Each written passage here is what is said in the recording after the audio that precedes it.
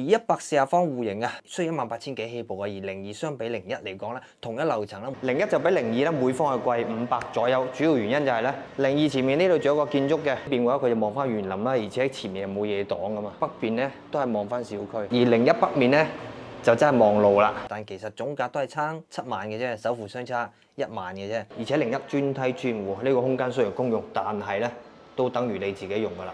當然02戶型咧，呢個電梯咧佢左右對出嘅，一邊去呢個116方啦，另外一邊就出翻呢個140方嘅戶型嘅，呢個位置都係當你自己嘅。其他方面咧，幾乎一樣冇變嘅。全屋都贈送中央空調啊，而且佢3.05米嘅層高咧，完全唔覺得壓抑嘅喎。入門口都會係配上一個靈動空間，超6個方全送嘅，可以好似樣板間咁樣做個洗衣房或者書房，同樣的 LTK 設計，接近55個方嘅大橫廳係南北對流雙面採光。呢邊啊，點解要做咁大個採光窗咧？主要係因為呢個位置咧係飄窗嚟嘅，即係等於話呢個位置啊係全部都送俾你嘅，因為開發商幫你打埋個飄窗，到時候呢個位置啊做翻排書台啊，啲僆仔喺度做作業，咁你可以坐喺度睇住電視，或者喺呢個位置煮緊飯，監督住班僆仔做作業，甚至呢個位置你要茶室都冇問題。開放式廚房超11個方，預留足夠位置放雙門冰箱哦。開發商贈送老闆廚房3件套，產品純南向採光面接近17米啊，而陽台開間咧有7米啊，12個方左右啦，5個房有3個都有270度嘅採光。北向細客房雖然佢唔到9個方，但同時擁有咁多房間入邊最大嘅270度採光設計啊。嗱，呢間就南向客房嚟嘅，到時你換翻張2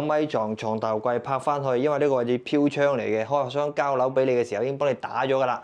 拍過去係咪仲有成40公分用啊？呢個位置係咪仲有都係40公分啊？兩面加起身係80公分啊？80公分加翻呢個米半床係咪有2米啊？然後呢個位置做衣櫃，呢度放書台，甚至你覺得呢個位置做衣櫃唔夠用，嗰個位置做唔做到啊？做到啊嘛，只要面積夠大，你想點都得。南向客房超16個方，公衛3段式設計，乾濕分區。北向大客房超9個方。嗱，呢間就兒童房啦，米半床啊，唔好要榻米，到時候如果你翻呢啲櫃好鳩麻煩嘅。呢個位置再做埋個衣櫃，咁書台使唔使做呢？你可以考慮呢度去做書台，或者好似頭先講嗰度客廳對出嘅飄窗做書台，咁樣呢個位置唔做書台，你間房咪大咯。主人套房接近20個方。如果你覺得呢排衣櫃唔夠用，呢個位置咪凹落去嘅，仲可以做衣櫃。但如果你覺得仲係唔夠用嘅，嗰個位置仲有成40公分嘅，呢個床頭櫃唔要佢好冇？呢度再整多排衣櫃，左右開門，咁樣得唔得啊？